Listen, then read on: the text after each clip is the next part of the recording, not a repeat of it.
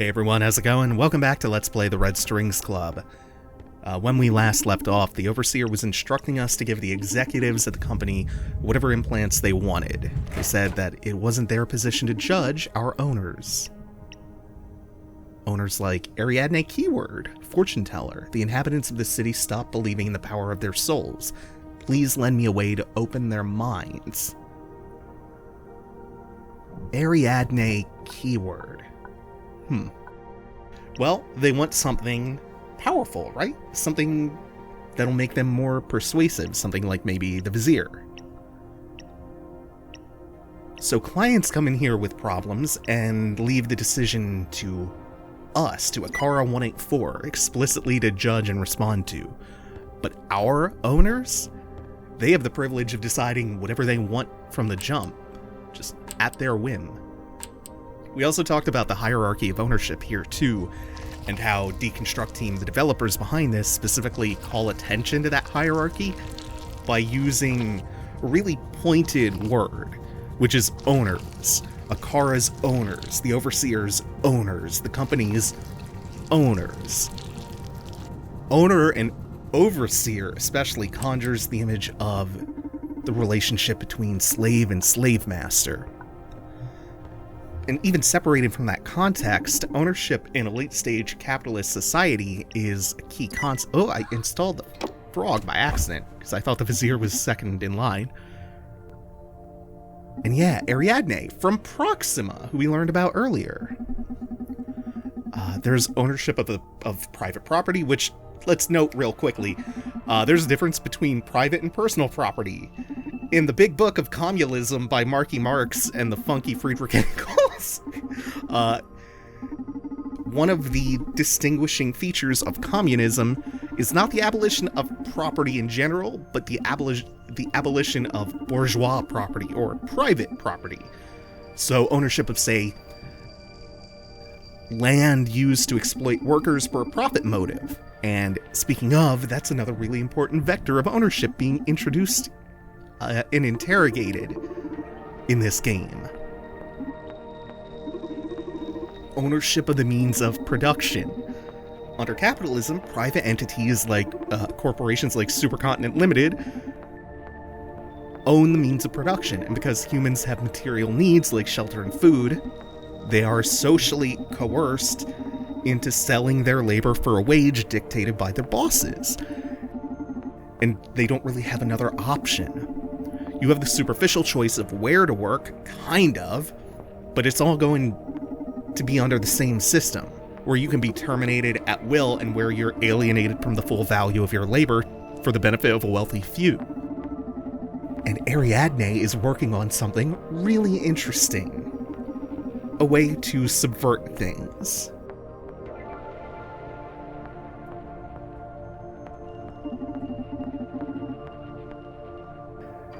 They want to see how we do in a more revolutionary setting or context. Proxima hacked into the schedule servers of H-Corps and appointed several Supercontinent Ltd executives to come after them, so we can have some fun with our bosses.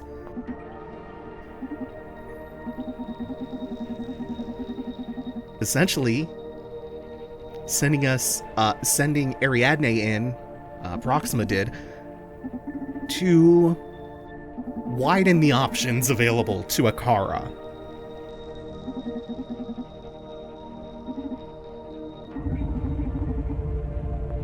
Now, obviously, this isn't the only vector of ownership that the game is interrogating, but it is an important one, as it should be, because that historically is what Cyberpunk is all about. It's about critiquing the social order, and a big part of the social order we all live under is neoliberal capitalism. You can't really have a good cyberpunk work without being critical of that. Oh, the question about illegality is really interesting, but let's start with this one. Why are we sentient? Why does Ariadne think that we're sentient? And part of the proof of that is that we even thought to ask that question. We're the most advanced artificial mind mankind's ever created, so advanced that it blurs the meaning of the term artificial. If you can operate at the same levels as us, doesn't that make us artificial in some way too? Sentience is the ability of any entity to have subjective perceptual experiences. So saith Wikipedia. You excel in every area of consciousness. We're having a smart conversation. We're fucking specialized in in judgment, so there you go. We're interested in learning more about ourselves, and we craft implants on a lathe. We're creative. Not sure what intentionality is, but I'm sure you have as much of it as I do. To judge happiness, you have to understand its causes and be able to feel and empathize.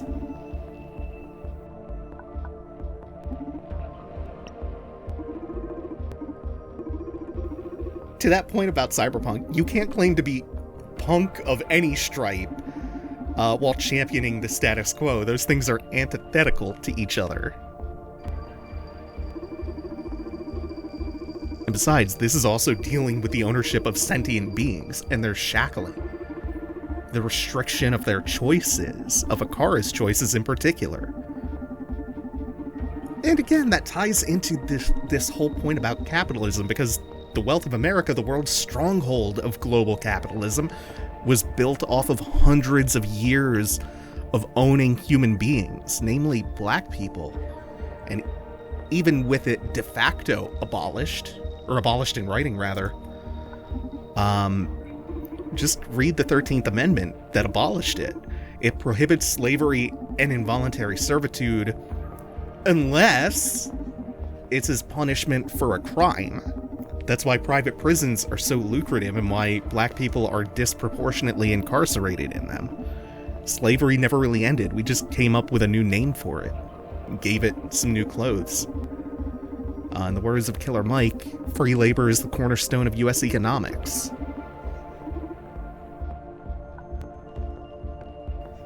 Also, the illegality question didn't have the bit that I thought it did. I think that comes from a later conversation.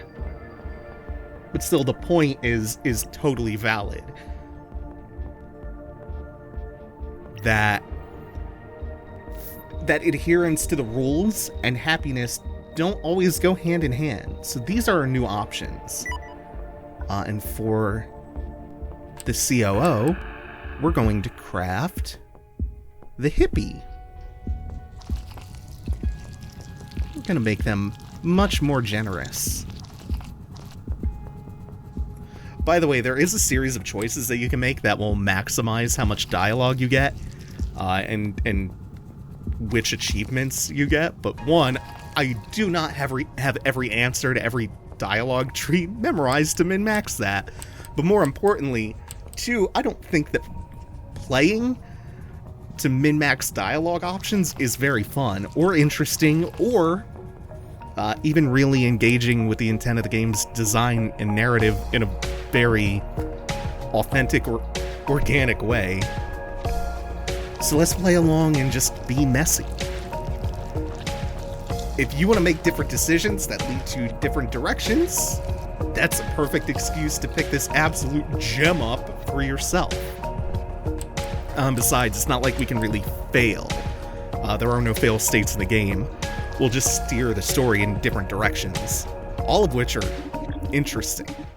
And on that topic, before the Red Strings Club, Deconstructeam made a game called Gods Will Be Watching, which is really interesting if you can manage to make progress in it, which is extremely hard to do. Even the lead developer of it called it cruel, and basically said the design ended up excluding people from being able to engage with the themes, which is what directly led to the Red Strings Club not having those same fail states. Johanna Septis, been dealing with serious anxiety crisis lately due to our recent company plans. I need to get a hold of myself. Oh, I'm sorry, the other guy was the CFO. She is the COO. This one's a little less straightforward. She's having an anxiety crisis. That's a little less ethically clear-cut than just making some asshole who's wealthy and stingy with that wealth a little more generous. We're really tampering with somebody's mental well-being here. but that somebody also happens to be the CEO of Supercontinent Ltd, who, as far as we can tell, sucks. But does that alone make what we're doing right? Is this an ethical thing that we're doing? Sabotaging her implants? When all she's really come here for is in need of help for her anxiety over what the company is doing? Well, what is the company doing?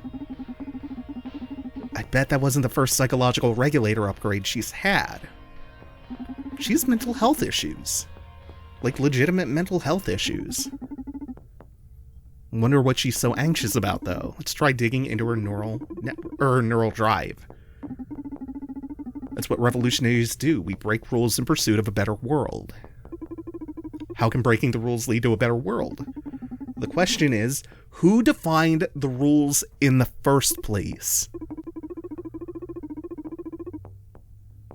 Who defined the rules in the first place?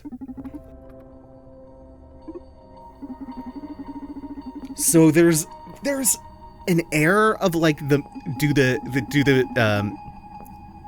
ends justify the means in this? But putting that aside, even that point about who defined the rules is really important. They were coming up with something called a social psyche welfare program and trying to get implants in as many people as possible, which is why they've been slashing prices on implants. Right now, 59% of the population has some kind of upgrade, but they plan to expand the program to 99.7% of the population by some sort of mirror neuron algorithm. They plan to execute this on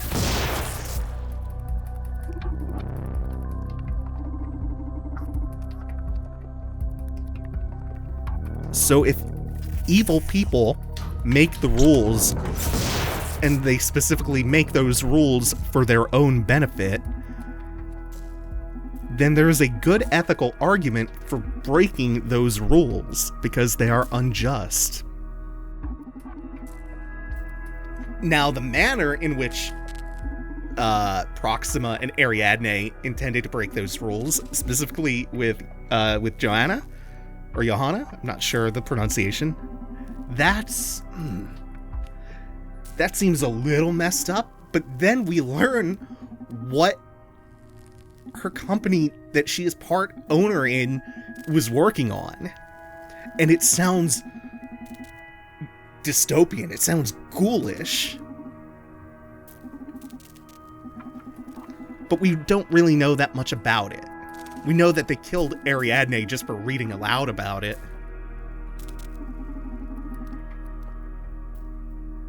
And now this is where the disagreement between Brandeis and Donovan comes in.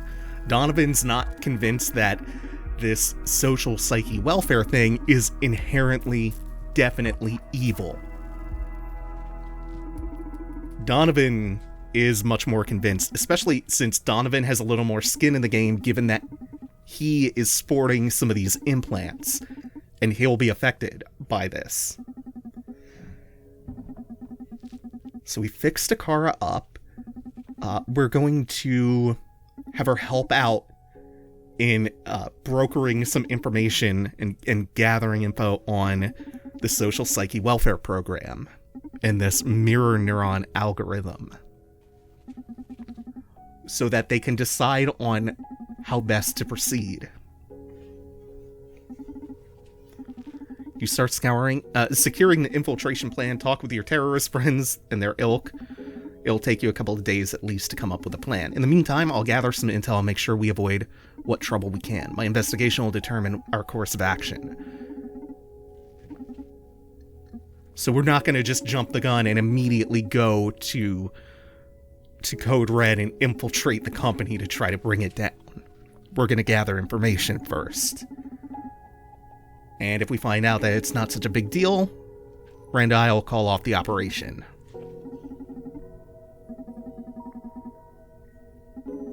You're very welcome, handsome. Clients approaching the club.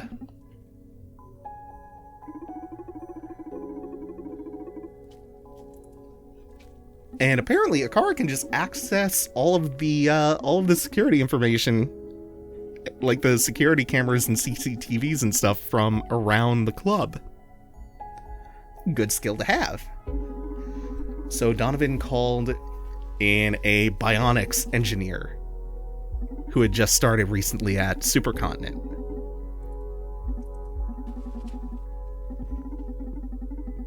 Remember, don't interact with the clients unless necessary. Welcome them to the club and thank them. Refers to their powers as empathy superpowers. Like that. Welcome to the Red Strings Club, Diana Maez. Damn you, Akara, don't go saying the clients' names. So let's cover this. I told her you were coming. Just told her about the distinguished client. It's alright, made me feel important.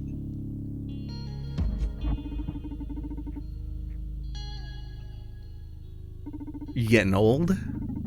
Yeah, you know, my leg isn't getting any better and I felt I could use an extra hand.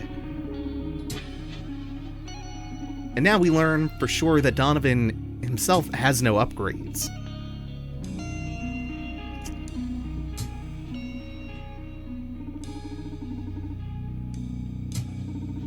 Is it because of the dead girl at the H-Corpse clinic? Is that why Donovan called Diana in?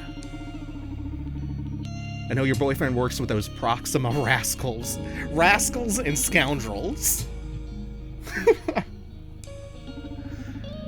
What's that info gonna cost me? Well, there's some information I'd like you to get me in exchange. This nut will be pretty hard to crack, but I trust you're the best. Gilding the pill. What a good phrase. So, we are going to start with a cocktail. And in this case, there are two different emotions that we can exploit for information.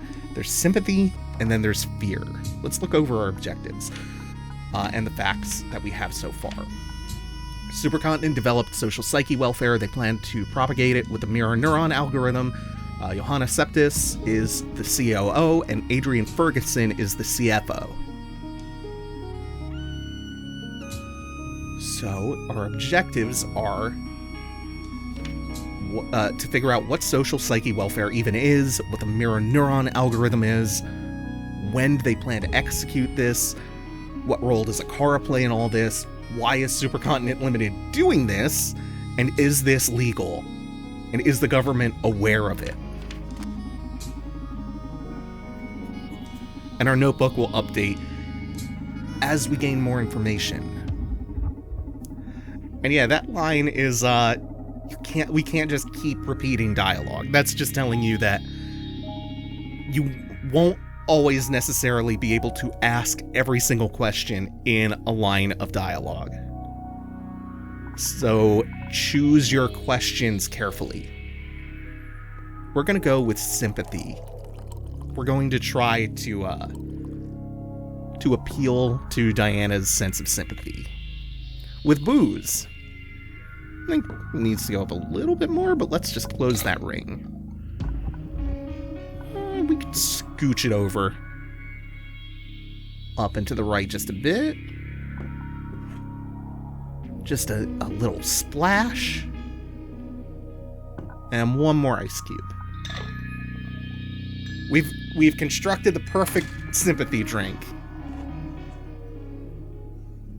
And we're gonna get into a real serious-ass conversation next time.